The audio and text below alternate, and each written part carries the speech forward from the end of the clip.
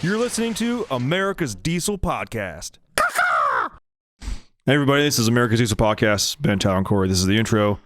Buy parts and diesel power products. Markdown Podcast. Check out the Facebook group. Do reviews. You can tell my voice is starting to go. It's fine. We're going to be okay. I got something that I thought was funny that I'm going to share. Do it. Okay. So you know back in like the where you had to like sail to like get places? Yeah. Okay. Like on boats and stuff? Yeah. Like that was your form of transportation, right? Okay. So not ours, but somebody's. Right. Yeah. But just imagine, like, like nowadays, you got your vehicle, someone like cuts you off. Hey, fuck you. And like they're gone. Yeah. Like, just imagine if you're in a boat and there's no wind and someone cuts you off, like just drifts into you and like hits you. Like you get to talk shit to that person for like hours. Like they're not going anywhere. Hey, fuck you, man. What fuck you do? So you hit my boat. You hit my boat. So where you guys go? like I would just like to know those conversations. Like obviously they probably had like cannons or something. They probably just kill you, right? Pulled out their blunderbuss. Yeah, shot a fork at you. But I was just thinking, like back in those days, like you're just like if you're just like trying to get away, like they're just right there with you. Yeah. Even if the wind picks up and like you have like similar sized vessels, like you guys are just like right there. Like, get the fuck out of here. You get out of here. Whenever I see movies where it's like Pirates of the Caribbean and stuff like that, whenever I see movies where there's like pirate ships and they're like trying to outmaneuver each other, I have to imagine that's the most like, I've never had so much anxiety watching something. Yeah. It's like, because everything's moving so slow. Yeah. I'm like, is it going to work? Yeah. Is it not going to work? Yeah. Did he turn the right way? The wind shifts. We don't what know happens yet. now? We don't know yet. Why don't you just turn faster? Yeah, like even if you did turn away, like you're still like 12 minutes later. Fuck you. Yeah. Screw you, man. I'm leaving. Fuck you. Our cannonballs are out of range. Yeah. But our knives aren't. Like, what's going on here? I just thought that was funny. I was thinking about that. Like, fuck. Road rage. Yeah. Huh. Ocean rage. Boat rage. Yeah. So we actually do have a real topic to talk about today, not just sailing vessels and stuff like that.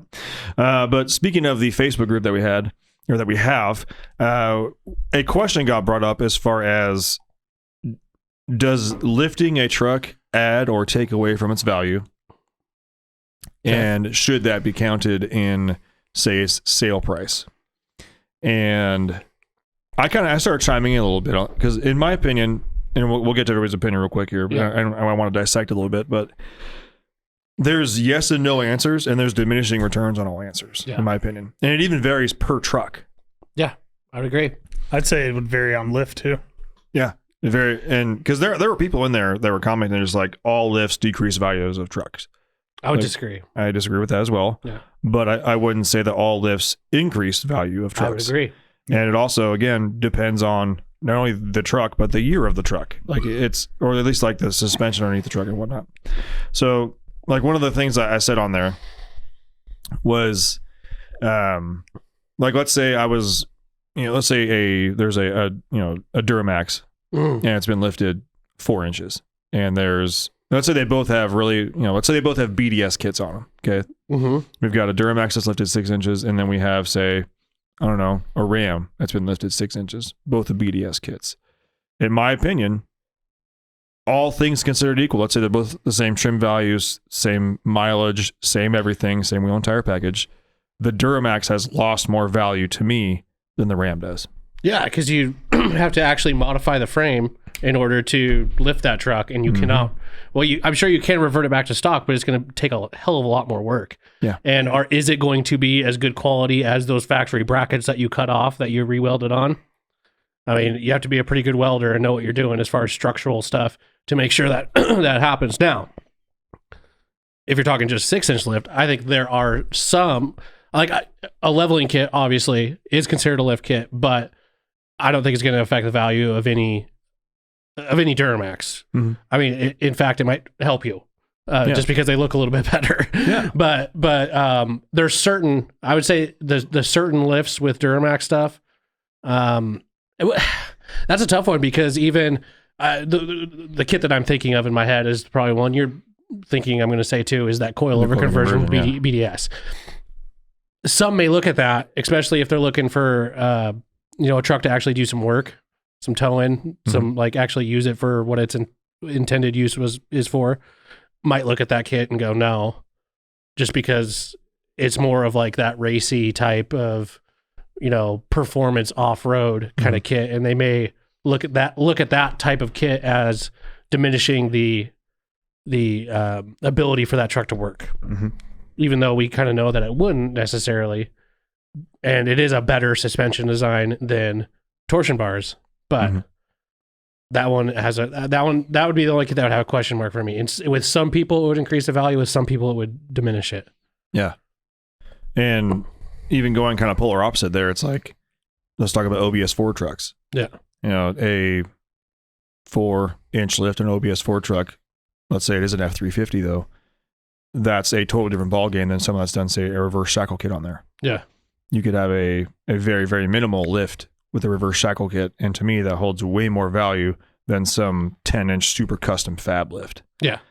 I think anything over 6 inches, you're rolling the dice there. I think it's more going to be towards the diminishing versus adding value.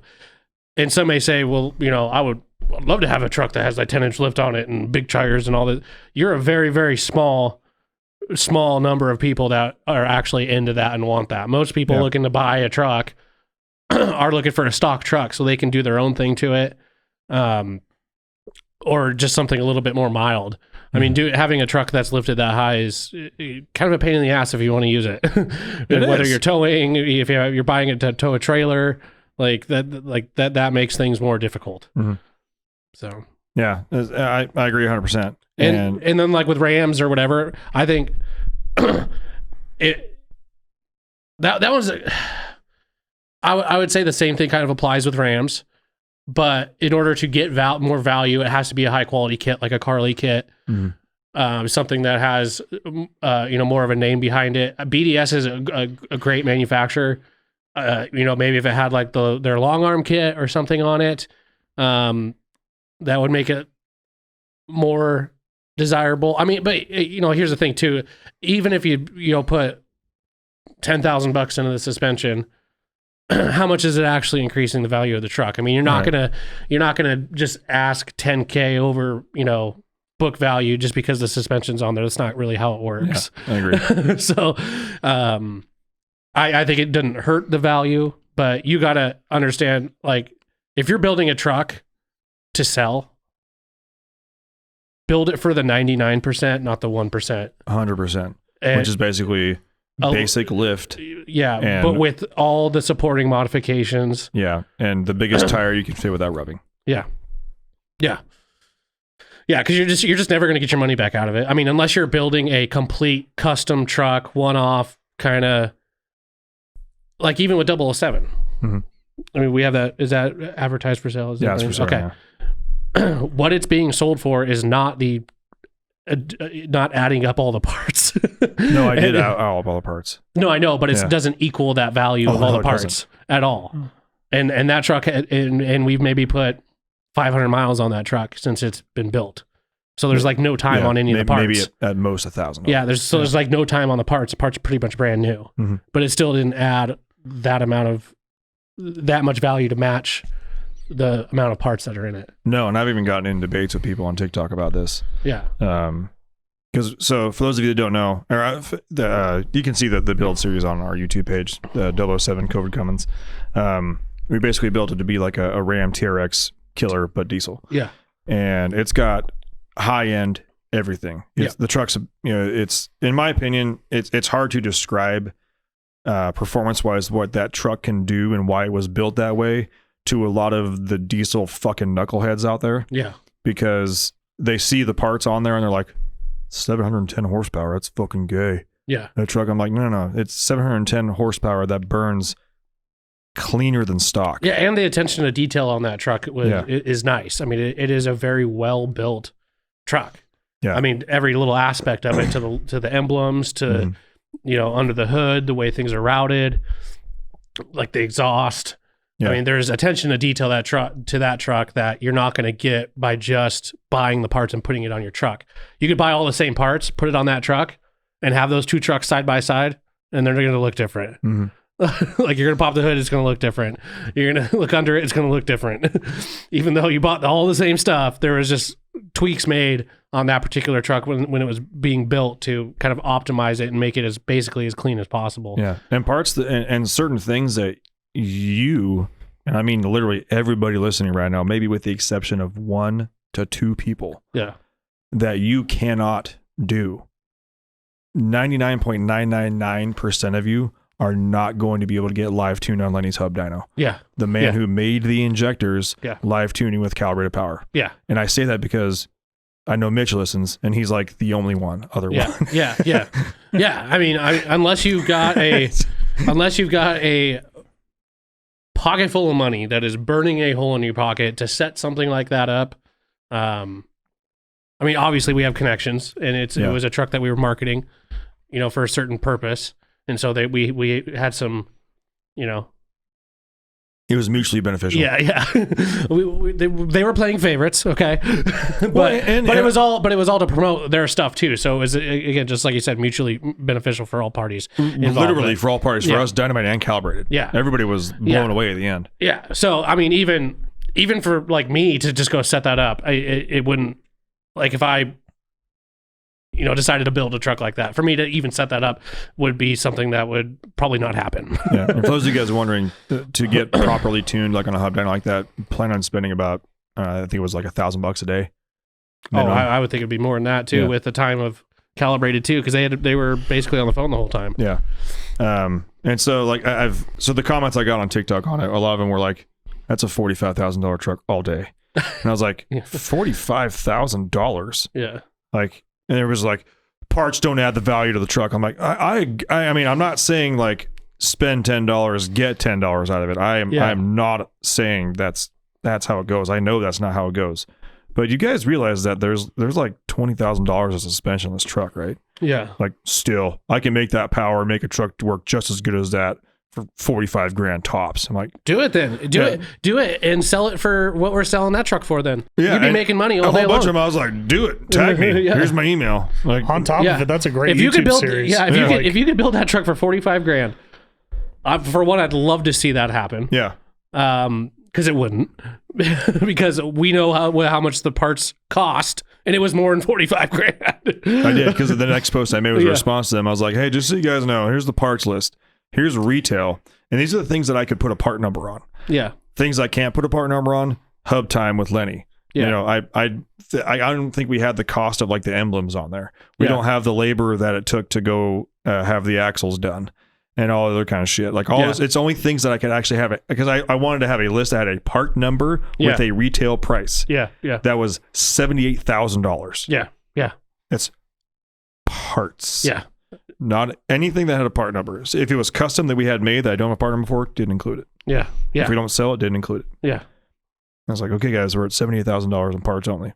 They're like, yeah, that doesn't. It's still not worth $75,000. I'm like, okay, well, how much do parts depreciate then?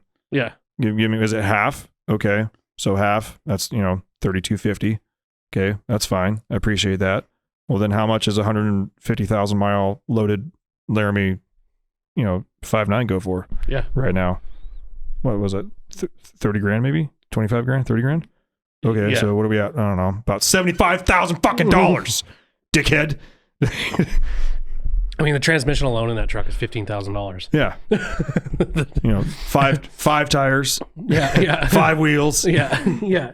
No, it's that's the shitty part with, basically the only vehicles that you could build like to that caliber, not saying the same suspension, like I'm just saying vehicles to like that kind of work that was done on that truck would be like a classic car. Mm-hmm. And then you could get probably your money, if not more, out of it.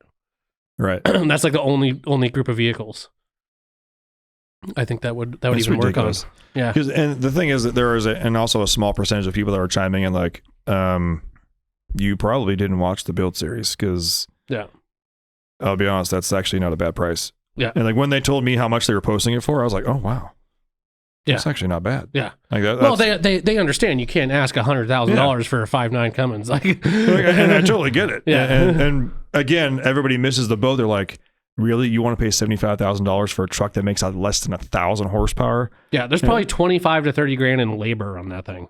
Yeah. And my usual response is, that's fine.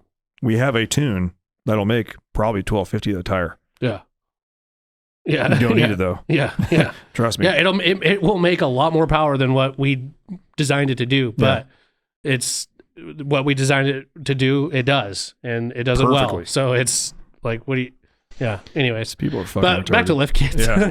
I think I go both ways on the lift. Yeah. For me, like if I'm looking for a truck, I'm going to look for something unmolested. Mm-hmm. Yeah. Or something with either Carly Kit or Kibby Tech, Camberg. Yeah, for sure. I mean, me personally, I like stock trucks because I like to do all the modifications myself and build it the way that I want and not someone else's dream. I want to do my own. But there's just like you, there's a couple caveats to that. I mean, if I'm looking for a 5.9 Cummins and I want to put a Carly kit on it and it already has a Carly kit, I'm like, hell yeah. And especially if it's like a nicer kit than what I was going to put on it, and you're getting it for basically the, half off, then why not? Totally. I mean, but yeah, Fords just don't buy. Well, to go back to what you're saying about the Carly kit, it's also because you know what you're looking at. Yeah. Again, that 99% that buy a truck that's already lifted or something like that, they just see, oh, lift. Yeah, or even an Icon kit. I mean, Icon builds some nice stuff. They don't even know. Again, I would say 99%. We're probably talking maybe about the, I don't know, say 60% of people looking at trucks. Yeah. They don't know the difference between a spring and a spacer kit. Yeah. They just know truck taller than before, fit bigger cool. tire. Looks cool. Look cool. Yeah. Thanks. Yeah. That's why you see dealerships put spacer kits on. Yeah, those are the ugliest thing you could put on your truck. Especially on a Ram. When you look through that wheel well and all you see is this giant freaking can, looks like a coffee can sitting above your above your coil spring. And then you look in the back and there's a 6-inch block in between the freaking leaf springs and the axle. Stacked on top of the stock block. When your freaking U-bolts are like freaking all angled. Yeah. And it wheel hops like a fucking bunny. Yeah, I'll never understand that. No, I've told you about that Super Duty, that really nice 6.7 Power Stroke. Yeah, nice color. It has nice wheels and tires on it. But then you drive by it and you look under and you see those giant ass blocks, and his U-bolts are all like one's like angled. Mm-hmm. Like, dude, that thing must ride like absolute shit. Probably rides just about as good as my green truck does. Yeah, probably worse. Yeah. Probably worse. That's saying a lot. My green truck rides like shit. Yeah, I still Again, that is the first lifted truck I've ever bought. Yeah. No, I take it back. My Suburban had a lift on it. Yeah. It had a old, was it a Fabtech lift on it? Yeah. And I know I just said like I would never buy a GM product that had more than a 4-inch. Yeah. Well, that was a beater. We bought that with a purpose. Exactly. It's a transition rig. Yeah. And even then, the guy I bought it from, and I told him, I was like, I am deathly afraid of buying trucks that have had that crossmember cut. I was like, I did it myself. I've also owned other Rams that I've done lift kits on.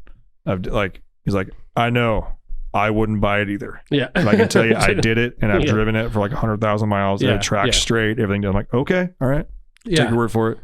But the green truck is the only at least 7.3 I bought that's ever been lifted. And I think it's got like an old school Pro Comp lift on it and rides like total shit. Yeah. The springs are probably way too stiff. And it also doesn't help that my tires are probably like 80 PSI right now. But I am afraid to look at them. Hard. Yeah, I'm afraid to look at them because they're like 20 years old. Yeah. And I just need them to get through till my bank account has enough money for tires in it. Yeah. 40s, yeah. Well, so the answer to the question is, depends. It depends. It really does. I would say general rule of thumb, let's just talk about solid axle trucks now, so we're not going to talk about GM stuff.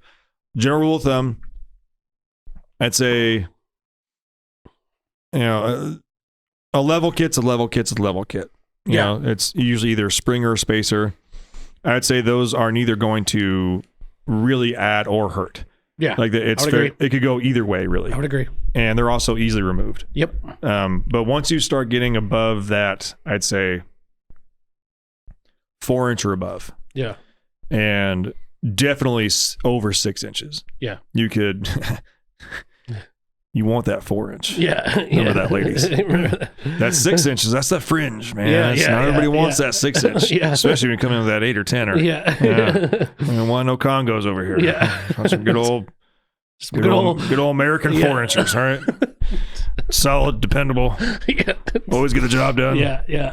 Still take it to work. Yeah. Still fit it in the garage. Yeah. Still hook a trailer to it. Yeah. You know what I mean? Yeah.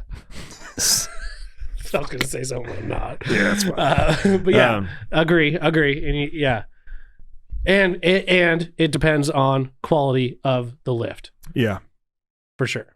If you're getting into a 6-inch lifted Ram and it's got control arms in the stock location, run, don't walk. Yeah. Unless you're planning to put it back to stock and you're getting like a great deal on the truck. Because when those control arms start pointing down more than they're pointing forward, you're gonna have a bad time. Yeah. You're gonna have a bad time. Yeah. And Rams are already notorious for such a good front end. Yeah. So just True. No, I would agree. Any leveling kit, neither here nor there. It's not gonna affect much. That's what most people do anyways, and it's a cheap thing to. I mean, all you have to do is take it out, get one of those the factory rubber isolator thing, and you're done. Like, it's back to stock. Yeah. Because most people, even with a leveling kit, aren't going to do a track bar. And they're not going to do any of the other things. They're not going to do shocks. They're just going to put the leveling kit on it and call it a day. Yeah. And then for Duramaxes, I would say anything that doesn't involve having that cross member cut out is free game. It doesn't hurt, doesn't help, doesn't really do anything. In fact, actually, I take that back. Duramaxes are the one thing where I think a leveling kit actually truly does help more than hurt. Yeah. Because those things come so stink bug from the factory. And they just look ugly, especially the like LMMs and newer. Like they just look ugly, and their wheel wells, they make the tires look smaller. Yeah. So if you can level it out and then put a nice wheel and tire package on there, it's going to help it. Yeah. But yeah, once you cut that cross member out, in my opinion, you're kind of playing with fire. Yeah. You know, and you really didn't gain all that much lift, if anything. No. Because you still have shit ground clearance. Yeah. As Ashford would say, it's still just an El Camino. Yeah. Yeah. Yep. Yeah. And for 7.3s with your leaf sprung forward guys, it depends on how many shocks you installed. It's true. Yeah. If you've got four shocks up front, that helps. I think it helps a lot. That helps a lot. Yeah. They better be Ranchos, and they better have that shock boot that's bright red. Yeah. Yeah. Once you start getting leaf springs that actually resemble the shape of a U, and they're not just kind of like flattened out, it's probably gonna ride like shit. Yeah. Yeah. Just full on. Yeah. It's gonna ride like shit. Yeah. My green truck rides like total shit. Yeah. Oh my god. And you, Corey, you lifted a 2-wheel drive truck, didn't you? No. I thought you were 7.3 and it was leveled, but I didn't do the level on it. So yeah. I never lifted a 2-wheel drive truck. Yeah. I never planned to. Yeah. Dear God, no. Those are for lowering. Yeah. Those are for lowering, getting groceries. Yeah. Yeah. In the summertime. Yeah. It wasn't obnoxious. It was only 35s on it. So. No, I guess the job done. I feel like my voice is about to give out. Don't be a bitch. I know. Yeah. Get that inner bitch that's just coming out. Got my cough drop. Yeah. That's all I got at the moment. You guys need to come up with something to talk about. I got some. My voice is starting to get in I believe it's Cambridge, Massachusetts. Okay. They are starting to put warning labels on diesel and gas pumps to warn people about the effects of global warming and hazards to your health. Like the local government's doing that? I think so, yeah. That's stupid. You can pull it up. Pull it up. It's on Diesel World. Yeah, but they talk about it like resembling something very similar to like the warning that was on cigarettes. Oh. Diesel World Mag. Here we go. News.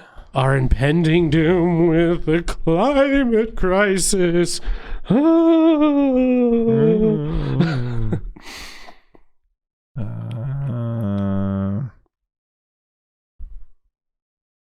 don't see it. Did you know that they're talking about right now, like this is like the greenest the world has ever been?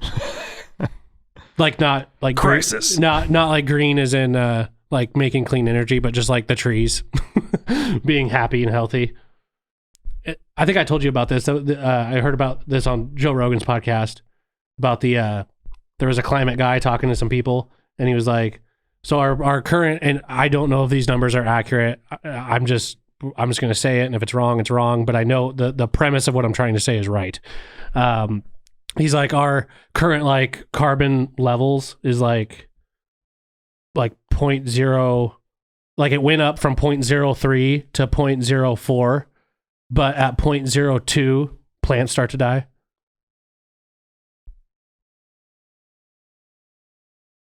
Someone said it. I don't know if the zero is, where the zero or the decimal point should be, but we were at 0.03 over the last 100 years or whatever. It went up to 0.04. Mm-hmm. But if we got down to because everybody's talking about getting to like zero carbon, right? Yeah. But at 0.02 and below, that's when like plants are starting to suffer. Oh, that means the plants don't have enough carbon. Yeah. Yeah. So like we're only up like hardly nothing. Yeah. But we want to stop all fossil fuels.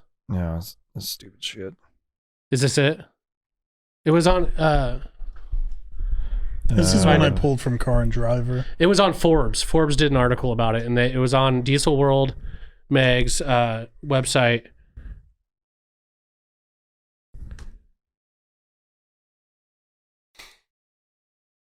I assume every labels, big, yeah. They actually had a picture. If you go to the Forbes website, yeah, there it is. City of Cambridge, burning gasoline. It's a big yellow sticker with red lettering. It says January 16th, 2020. Maybe I didn't look at the date. Maybe it's an old article, but it was on the top of. It was on the top of. Yeah, burning gasoline, diesel, and ethanol has major consequences on human health and on the environment, including contributing to climate change. January 16th, 2020. It's a stupid label. Fuck you, Cambridge. Yeah, seriously. Bring back the Biden "I did that" stickers. I used to see those all the time on the fuel pumps, but I think they start taking them off. I don't know why. There's a great placement. It's a great sticker to put there. Yeah, I mean it's gotten to the point here in Washington because of our stupid ass governor. Yeah. It's more beneficial for me to actually drive to Idaho and fill up right now, especially how big my tanks are. Well, yeah. The difference in cost is it's astonishing. Like $1. Yeah. It's incredible. Yeah. I think you saw the post in Facebook on this. Yeah. Well, it looks like a Tahoe. Yeah. So Corey just brought up the 2024 Ford Excursion.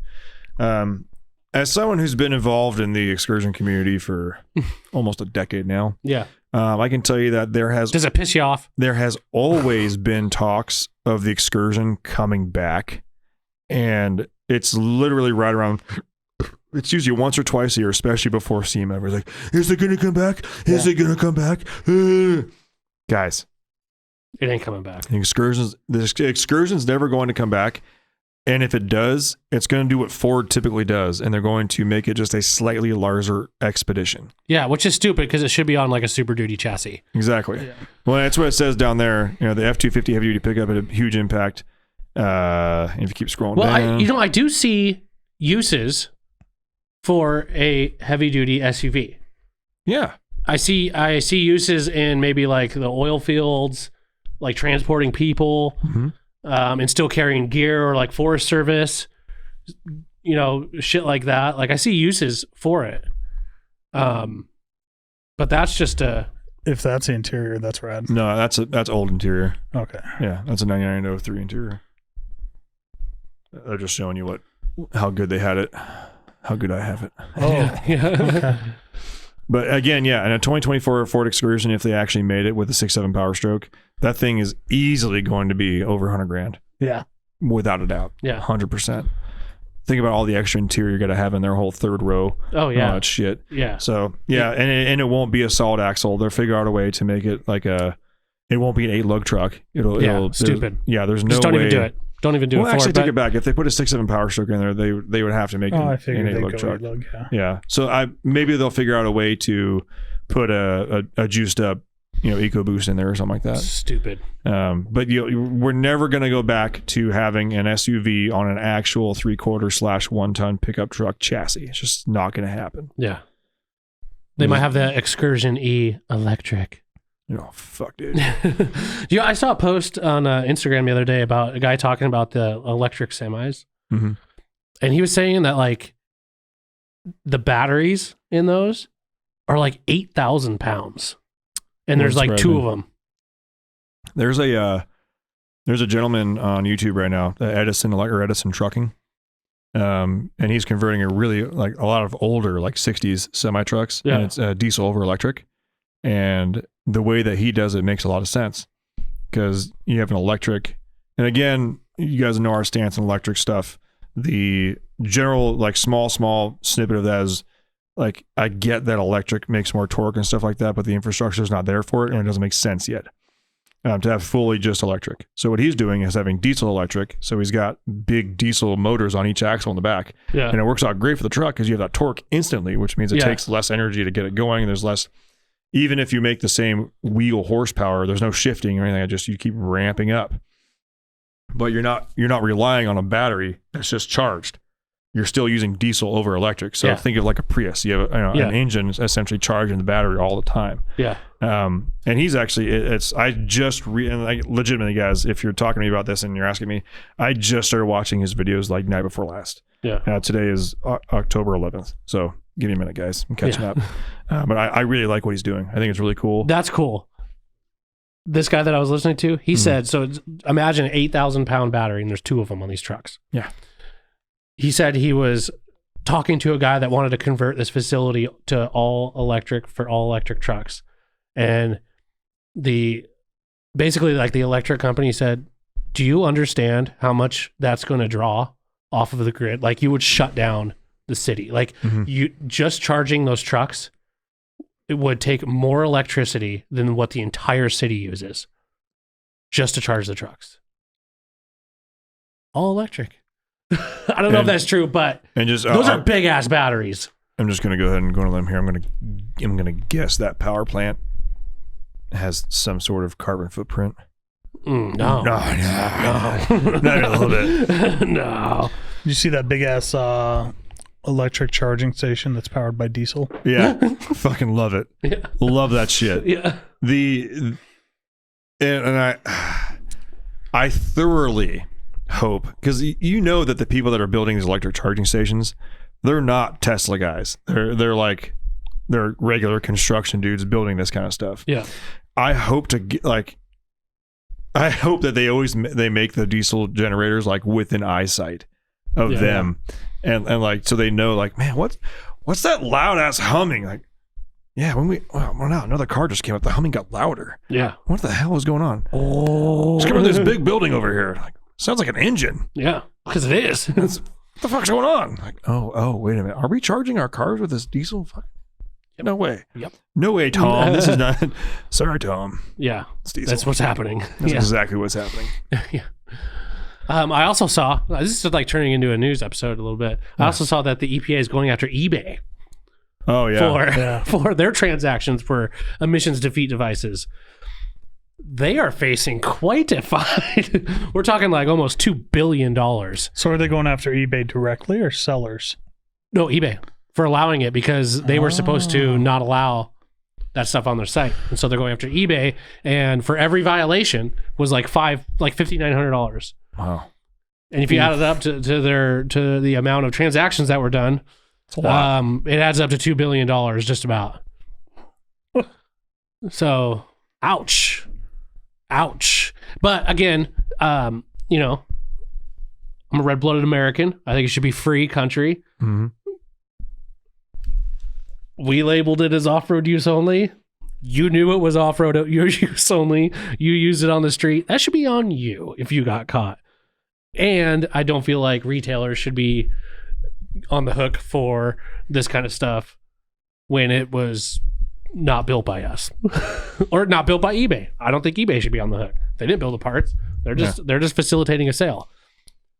But that's just my opinion, and it's obviously not going to go anywhere because the EPA is huge, and that's what they want to do. So. It's crazy when you think about it, because if you look at the way that typically, when you try to shut down an operation like the EPA is, I think of it mostly as like if you're to try to shut down like a drug cartel or drug operation, you start catching the small fish and you go up and up and up through the chain. Sure, but they're starting the complete opposite way. I know, but you're not dealing with a drug dealer on the street that's not telling you where he got his drugs from. I know. Like, these are like parts that have manufacturers literally in the title. Yeah. It's like saying like, here's my dealer. I put his name on I put his name and phone number and address on every drug I sell. Here it is. Like, there would be no need to go after that little guy, because it's like, hey, he literally put his social security number on here. Like, dude, I have a link to the website. You want it? Yeah. You don't have I know where he's at right now. Why do you have this information? Every day I know where he's at. Who told you this? I will call him right now in front of you. Yeah, we got to keep this guy on staff. He knows everything. Like, but dude. Yeah, no, but it's stupid, and it all in the under the guise of climate change, which well, again, we just talked about those numbers. I hope I'm right on that. If I'm wrong, then I'm wrong. But you get the gist of the whole thing I was trying to say. And also, it's like I think they also said when they were talking about that, they're like, if we went to net zero, if us and England went to net zero, do you know how much it would change? None. Yeah. It would actually still be going up. Yeah. There's no point in ruining the greatest nations on earth economy for your little RC car. Sorry, no offense to you. Fucking rude. How rude. For your little electric fucking car. Yeah. So stupid. Well, ladies and gentlemen, I'm just going to wrap this one up. I greatly appreciate all you guys tuning in. We'll see you on the next one. Bah. Thanks for tuning in. Make sure to subscribe and check us out at dieselpowerproducts.com.